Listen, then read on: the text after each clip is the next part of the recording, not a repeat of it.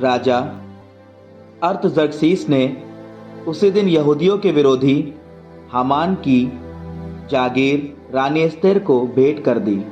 अब मोर्दकै राजा के यहाँ आ गया, क्योंकि एस्तेर ने बताया था कि उसका उससे क्या संबंध है।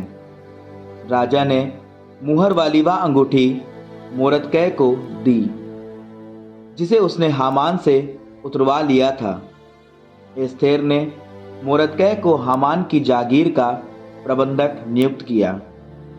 एस्तेर ने रोते हुए राजा के चरणों पर गिरकर उससे प्रार्थना की कि यहूदियों के विरुद्ध अगागी हामान का दुष्ट षड्यंत्र रद्द कर दिया जाए।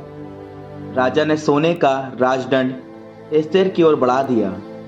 एस्तेर उठी और राजा के सामने खड़ी होकर उसने कहा, यदि राजा उचित समझे, यदि मुझे उनकी कृपा दृष्टि प्राप्त हो, यदि मेरी प्रार्थना उन्हें अप्रिय ना लगे और वह मुझ पर प्रसन्न हो, तो एक राजाज्ञा निकाली जाए जिसके द्वारा अगागी हामान के वे पत्र रद्द कर दिए जाए जिनमें राजा के सब प्रदेशों में यहूदियों का विनाश करने का आदेश है। कारण मैं अपनी जाति पर पड़ने वाली विपत्ति कैसे देख सकती हूँ? मैं अपने संबंधियों का सर्वनाश कैसे सहन कर पाऊंगी? इस पर राजा अर्थजर्क्सीस ने रानी एस्तेर और यहूदी मोर्दकै से कहा, देखो, मैंने एस्तेर को हामान की जागीर दे दी और उसे फांसी पर लटकाने का आदेश दिया, क्योंकि वह यहूदियों का विनाश करना चाहता था। अब तुम राजा के नाम से यहूदियों के विषय में वह लिख दो जो तुम ठीक समझती हो, और उस पर राजकीय मुद्रा अंकित कर दो, क्योंकि जो राजाज्ञा राजा के नाम से लिखी गई हो और जिस पर राजमुद्रा अंकित हो, वह रद्द नहीं की जा सकती। इसलिए सीवान नामक तीसरे महीने के 23वें दिन राजा के सचिव बुलाए गए और उन्होंने मोर्दकै की आज्ञा के अनुसार पत्र लिखे। वे यहूदियों, क्षत्रपों, राज्यपालों को भारतवर्ष की सीमा से लेकर इथोपिया की सीमा तक के प्रदेशों के 127 शासकों को प्रत्येक प्रदेश की लिपि तथा प्रत्येक राष्ट्र की भाषा में और यहूदियों को भी उनकी लिपि और उनकी भाषा में लिखे गए। वे राजा अर्थजर्क्सीस के नाम से लिखे गए, उन पर राजमुद्रा अंकित की गई और वे पत्र राजकीय अश्वशाला के दुर्तगामी घोड़ों पर सवार हरकारों द्वारा भेजे गए।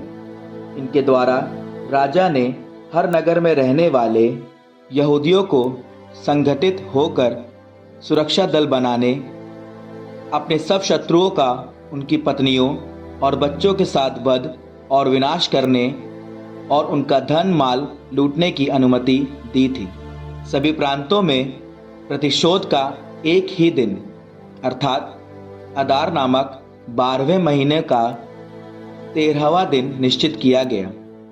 यहूदियों को उस पत्र द्वारा अनुमति दी गई थी कि वे अदार नामक 12वें महीने के 13वें दिन अर्थजर्क्सीस के समस्त राज्य के प्रत्येक नगर में विधि के अनुसार उसी एक दिन अपने विरोधियों और शत्रुओं के साथ जो करना चाहें कर सकते हैं।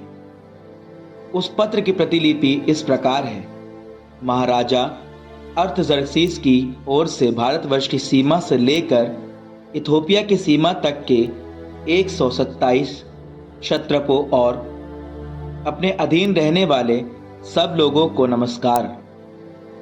बहुत से लोग ऐसे हैं जो राजाओं द्वारा अपने को प्रदत्त उपकार और सम्मान के कारण अहंकारी बन गए हैं।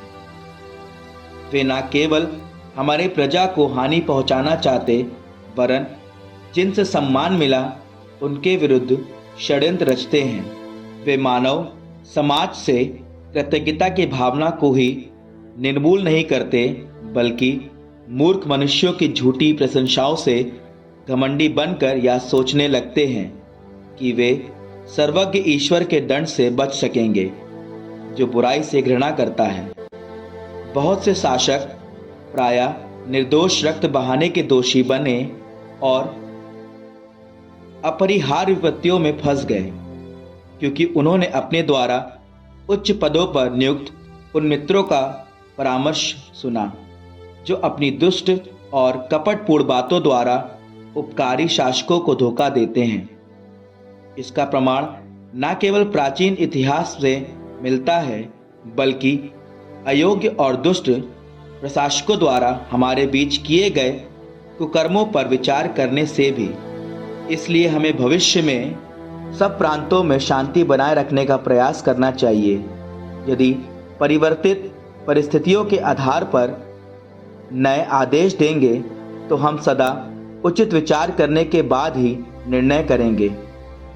हम्मदाता का पुत्र मकेदूनी हामान फारस वंशी नहीं था और हमारे उदार स्वभाव के नितांत विपरीत था।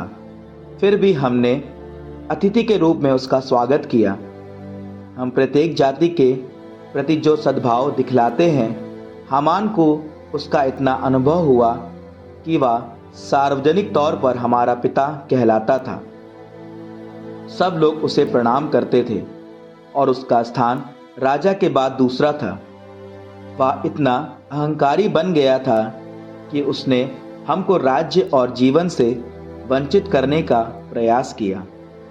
उसने हमारे प्राण रक्षक एवं स्थायी उपकारी मोरदकै, हमारी निर्दोष महारानी एस्थेर और उनकी समस्त जाति की हत्या करने का कपटपूर्ण और गूढ़ षड्यंत्र रचा था। वह सोचता था कि उसकी मृत्यु के बाद हमारा कोई सहायक नहीं रहेगा और वह फारसियों का राजा मकेदूनियों के हाथ देगा। लेकिन वह दुष्ट जिन यहूदियों का विनाश करना चाहता था, उनमें हमने कोई दोष नहीं पाया। उल्टे वे न्याय संगत विधि निषेधों का पालन करते थे और उस सर्वोच्च महिमा में जीवंत ईश्वर के पुत्र हैं, जो हमारे और हमारे पूर्वजों के कल्याण के लिए हमारे राज्य का संचालन करता आ रहा है। इसलिए आप लोग हमदाता के पुत्र हामान द्वारा भेजे पत्र पर ध्यान नहीं देंगे, क्योंकि उस पत्र का लेखक अपने समस्त परिवार के साथ इस नगर सूसा के फाटक के सामने फांसी पर लटका दिया गया है। इस प्रकार विश्व के विधाता ईश्वर ने उसे तुरंत यथायोग्य दंड दिया। जो राजाज्ञा हम अब भेज रहे हैं, आप उसकी प्रतिलिपि सब नगरों में घोषित करें और यहूदियों को उनके अपने विधि निषेधों के अनुसार जीवन बिताने की अनुमति प्रदान करें। आप लोग उनकी सहायता करें, जिससे वे अपने विनाश के दिन अर्थात अदार नामक 12वें महीने के 10वें दिन अपने आक्रामकों से अपनी रक्षा कर सकें, क्योंकि सर्वशक्तिमान ईश्वर ने अपनी चुनी हुई प्रजा के विनाश का दिन आनंद के दिन में परिवर्तित कर दिया है।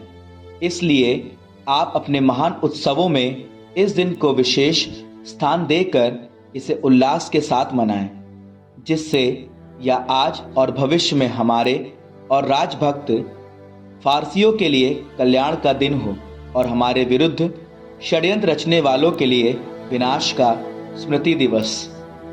ऐसे हर एक नगर और प्रांत का जो इस उत्सव में सम्मिलित नहीं होना चाहेगा, तलवार और आग द्वारा निर्दयता से विनाश किया जाए और वह इस प्रकार मिटा दिया जाए कि वहाँ न केवल मनुष्य नहीं जाए, बल्कि जानवर और पक्षी भी उसे घृणित समझकर त्याग दें। पत्र की प्रतिलिपि प्रत्येक प्रदेश में राजाज्ञा के रूप में घोषित करने का आदेश था, जिससे सभी लोग जान जाएं कि यहूदी उस दिन अपने शत्रुओं से प्रतिशोध लेने के लिए तैयार रहें।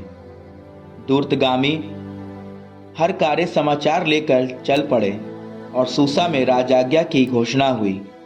मोरदकै नीले और सफ़ेद राजसी वस्त्र पहनकर सिर पर बड़ा स्वर्ण मुकुट धारण किए और बैंगनी छाल्टी की चादर ओढ़े राजा से मिलकर महल के बाहर निकला। सूसा के लोग उल्लसित होकर आनंद मनाते थे।